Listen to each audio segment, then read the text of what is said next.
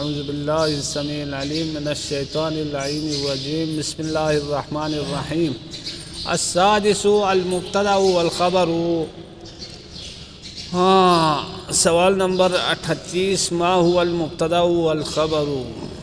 جواب نمبر 38، المبتدأ اسم مرفوع مجرد من العوامل اللفظیة للإسناد، والخبر هو ما أسند إلى المبتدأ متمما معناه نحو العلم مفيد۔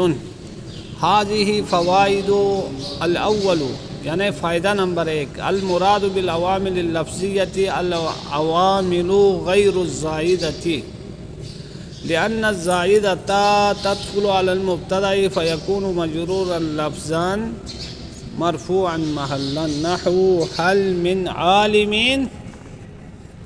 في المدينة رب رجل وزيع أحرز بأدبه مقاما عليا۔ الثاني، المبتدأ يكون صريحا كما رأيت، ومؤولا بالصريح نحو أن تصوموا خير لكم، أي صيامكم خير لكم۔ الثالث، المبتدأ يكون في أول الجملة الابتدائية نحو القناة غنى، والجملة الحالية نحو سرت والقمر في كبد السماء، والجملة النعتية نحو رأيت شيخا مجلسه مهيب، والجملة الخبرية نحو الظلم مرتعه وخيم، وفي صدر صلة الموصول نحو زارني الذي أبوه خطيب۔ شیخنا الاعجاز فرماتے ہیں کیا چھٹا ٹاپک مبتدا خبر کے بارے میں ہے؟ اس کے بارے میں سوال نمبر 38 یہ ہے کہ ما هو المبتدا والخبر، مبتدا اور خبر کیا چیز ہے، ان کی تعریف کیا ہے اور ان کی ڈیفینیشن کیا ہے؟ تو جواب نمبر 38 فرماتے ہیں کیا المبتدا اسم مرفوع، مبتدا ایک ایسا اسم ہے مرفوع جسے رفع دیا جاتا ہے، مجرد ایک ایسا اسم مرفوع ہے مبتدا مجرد جو خالی ہوتا ہے، جس کو خالی کیا جاتا ہے، جو خالی ہوتا ہے کس سے؟ من العوامل، ان عوامل سے، اللفظیتی جو کہ لفظی ہے، عوامل لفظیہ سے، وہ عوامل جن کو تلفظ کیا جاتا ہے ان سے کیا ہے؟ خالی ہو۔ کیوں؟ للاسنادی، اسناد کے خاطر۔ سمجھ میں آئی بات؟ مبتدا عوامل لفظیہ سے خالی ہوتا ہے، ایک ایسا اسم مرفوع ہے جو خالی ہوتا ہے عوامل لفظیہ سے، للاسنادی، اسناد کے لیے، یعنی اسناد کے خاطر۔ مبتدا مسند الیہ ہوتا ہے نا، وہ اسم مرفوع مسند الیہ ہوگا، تو یہ مبتدا کی تعریف ہے۔ خبر کی تعریف کیا ہے؟ تو فرماتے ہیں والخبر ہوا ما، اور خبر وہ چیز ہے اسندا، جس چیز کی نسبت دی جاتی ہے الی المبتدا، مبتدا کی طرف، متمما معناہ، در حال کہ یہ خبر تمام کرنے والا ہے، مکمل کرنے والا ہے، کس کو؟ معناہ، یعنی معنی المبتدا، مبتدا کے معنی کو مکمل کرنے والا ہے۔ اوپر تو آپ کو پتہ چل گیا، اسم موصوف مرفوع، پہلی صفت مجرد، اس کی دوسری صفت موصوف مل کر اب المبتدا، مبتدا کی خبر۔ ادھر کیا ہے؟ ادھر الخبر مبتدا ہے، ہوا ضمیر فاصل ہے، ضمیر فاصل ہے، کیسے ہو گیا؟ ہوا مبتدا ثانی ہوگا، ما مائے موصولہ ہے، اسندہ فعل مجہول ہے، الی المبتدا یہ جار مجرور متعلق ہے، اسندہ پھر صلہ ما، متممن یہ اسم فاعل کا صیغہ ہے باب تفعیل سے، ہفتہ اقسام میں کیا ہے؟ ہفتہ اقسام میں یہ مضاعف ہے، اور یہ حال ہے کس سے؟ اسندہ کے اندر، ضمیر سے یا خود مبتدا سے حال ہے، اسندہ کے اندر ضمیر سے یہ حال ہے، اسندہ کے اندر ضمیر سے یہ حال ہے۔ سمجھ میں آئی بات؟ اور معناہو مضاف مضاف الیہ متممن کے لیے یہ مفعول بھی ہے، پھر یہ متممن اپنے مفعول بھی اور فاعل سے مل کر اس ندا کے اندر ضمیر ہی سے حال ہے۔ نحو العلم مفید، اب دیکھو اسی میں مبتدا کی مثال بھی ہے، اسی میں خبر کی بھی مثال ہے۔ العلم کیا ہے؟ یہ مبتدا ہے۔ مفید کیا ہے؟ اس کی خبر ہے۔ العلم مسند الیہ ہے، اس میں مرفوع ہے اور عوامل لفظیہ سے خالی ہے۔ مفید اس کی خبر ہے، یہ بھی کیا ہے؟ عوامل لفظیہ سے خالی ہے۔ سمجھ میں آئے بات؟ اسناد دیا گیا ہے۔ ہاں ٹھیک ہے۔ اب کیا ہے؟ العلم مفید، علم فائدہ مند ہے، فائدہ دینے والا ہے۔ العلم مبتدا بنے گا، مفید اس کی خبر۔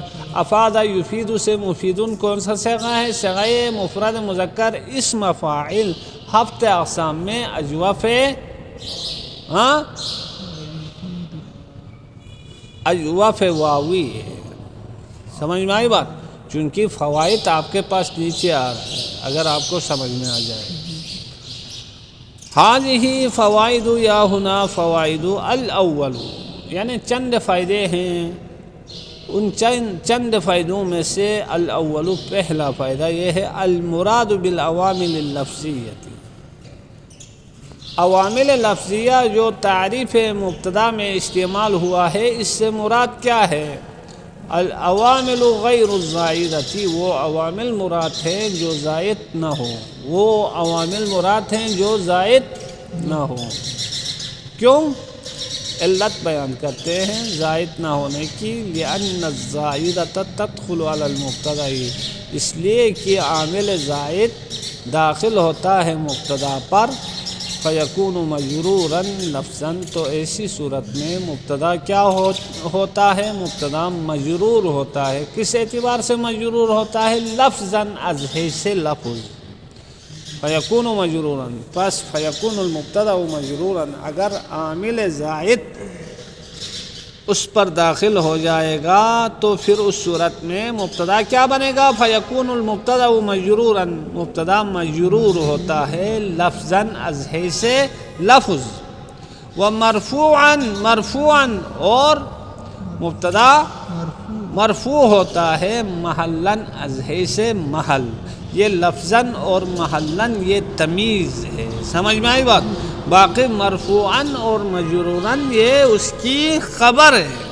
نحو حل من عالم فی المدینتی، کیا کوئی عالم ہے شہر میں؟ کیا عالم ہے شہر میں؟ اب یہاں کیا ہے؟ عالمین کو من نے جر دیا ہے اور یہ لفظاً تو مجرور ہے، از حیث لفظ یہ مجرور ہے، لیکن محل کے اعتبار سے دیکھا جائے تو یہ کیا ہے؟ مرفوع ہے، کیونکہ یہ مبتدا ہے، من زائدہ ہے، من زائدہ ہے۔ یہ عالمین محلاً مرفوع مبتدا، فی جار مدینتی مجرور، جار مجرور متعلق محذوف سے ہو کر یہ خبر بن جائے گا، حل استفہامیہ ہے۔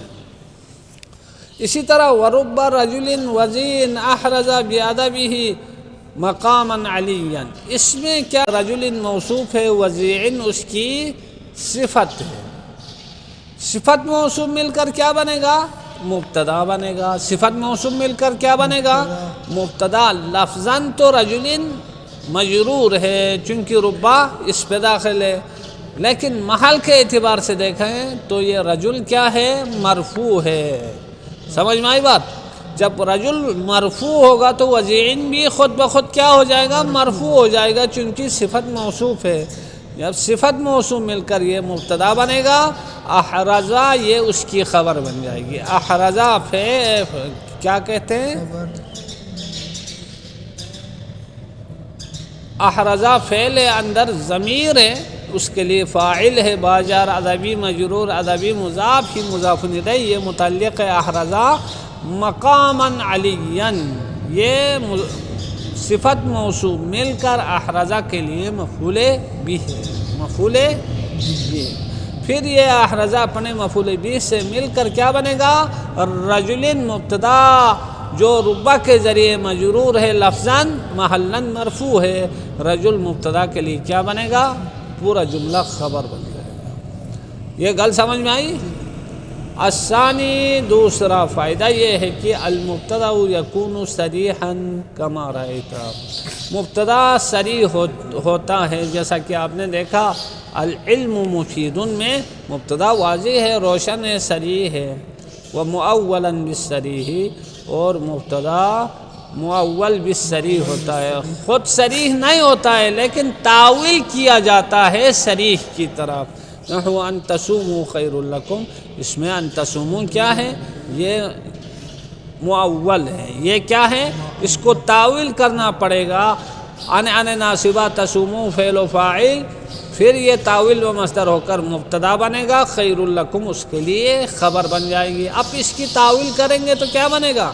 اے صیامکم خیر لکم، تمہارا روزہ رکھنا تمہارے لیے بہتر ہے۔ اب صیام و مضاف کم مضاف الیہ، یہ تاویل تصوموں کو تاویل کیا تو کیا بنے گا؟ صیامکم بن جائے گا۔ صیام و مضاف کم مضاف الیہ مبتدا، خیرن کیا ہے؟ اس کی خبر ہے، لام جار کم مجرور، جار مجرور متعلق ہے، صیام بن جائے گا۔ سمجھ میں آئی بات؟ پھر یہ کیا ہے؟ مفسر ہے، ان تصوموا خیر لکم یہ مفسر ہے، اے حرف تفسیر ہے۔ سمجھ میں آئی بات؟ الثالث تیسرے نمبر پہ المبتدا یکون فی اول الجملۃ الابتدائیہ، مبتدا ہوتا ہے کہاں؟ جملہ ابتدائیہ کے شروع میں ہوتا ہے۔ نحو القناعۃ غنی، جملہ ابتدائیہ کے شروع میں ہوتا ہے۔ نحو کیا ہے؟ القناعۃ غنی، قناعت کرنا یہ بے نیازی ہے، امیری ہے۔ سمجھ میں آئی بات؟ قناعت یا قناعت مبتدا بنے گا، غنن اس کی خبر ہے۔ اب جملے کی ابتدا کس سے ہو گئی؟ مبتدا سے ہو گئی۔ شاباش۔ والجملۃ الحالیہ، مبتدا جملہ حالیہ کے شروع میں ہوتا ہے۔ نحو سرت میں چلا، والقمر فی کبد السماء، وحالاً کی چاند آسمان کے سینٹر میں ہے، آسمان کے سینٹر میں ہے، اس وقت میں چلا۔ سمجھ میں آئی بات؟ واو واو حالیہ ہے، سرتو فعل و فاعل، واو واو حالیہ، القمر مبتدا ہے، فی جار کبیدی مجرور، کبیدی مضاف، سمائی مضاف الیہ، مضاف الیہ مل کر مجرور فی متعلق محذوف سے، کل القمر مبتدا کی خبر، مبتدا خبر مل کر جملہ حال ہے، کس سے؟ سرتو کے تو سے، تو فاعل بھی ہے اور ذل حال بھی ہے۔ سمجھ میں آئی بات؟ والجملۃ النعتیہ، اور مبتدا واقع ہوتا ہے کہاں؟ جملہ نعتیہ کے شروع میں۔ کیسے؟ نحو جیسے رأیت شیخا، میں نے شیخ کو، بوڑھے کو دیکھا، مجلسہ مہیون، جس کی مجلس کیا ہے؟ بہتر ہے، اچھا ہے، ٹھیک ہے۔ جس کی مجلس کیا ہے؟ جس کی مجلس، جس کے ساتھ بیٹھنا کیا ہے؟ اچھا ہے۔ اچھا اب دیکھو، رائتو فعل ہے نا، اس کو کیا چاہیے؟ مفعول چاہیے نا، تو شیخن کیا ہے؟ مفعول بھی ہے رائتو کے لیے، اور شیخن کیا ہے؟ موصوف ہے۔ شیخن کیا ہے؟ موصوف ہے۔ مجلسو مضاف مضاف الیہ یہ مبتدا ہے، مہیبن اس کی خبر، مبتدا خبر مل کر پورا جملہ صفت ہے، کس کے لیے؟ شیخن کے لیے۔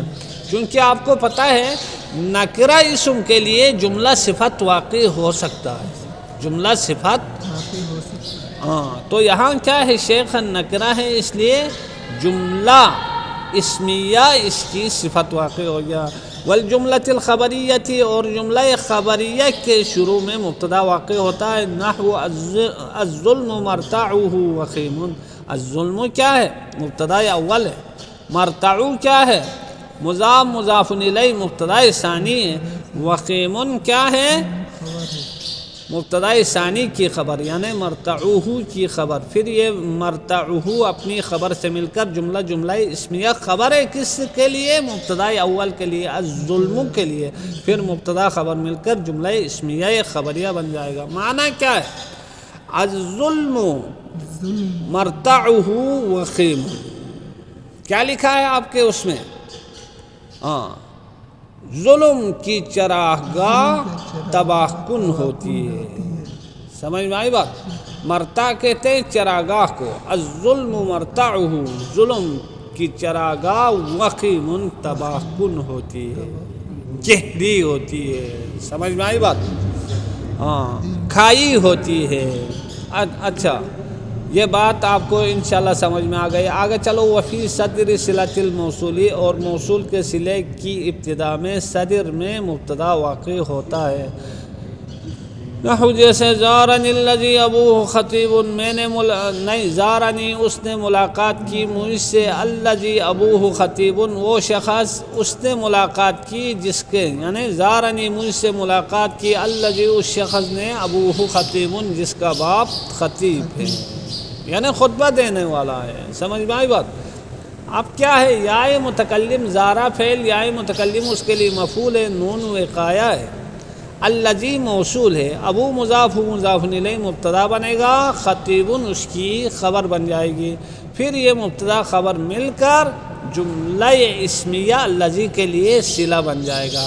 اب دیکھو یہ ابوہ مبتدا صلے کی ابتدا میں واقع ہو گیا ہے، لہٰذا ابوہ مضاف الیہ مبتدا، خطیب اس کی خبر، مبتدا خبر مل کر الذی کے لیے صلہ، صلہ موصول مل کر زارہ کے لیے فاعل، فعل و فاعل مفعول مل کر جملہ فعلیہ خبریہ۔ وصلی اللہ علی محمد وآلہ الطیبین الطاہرین۔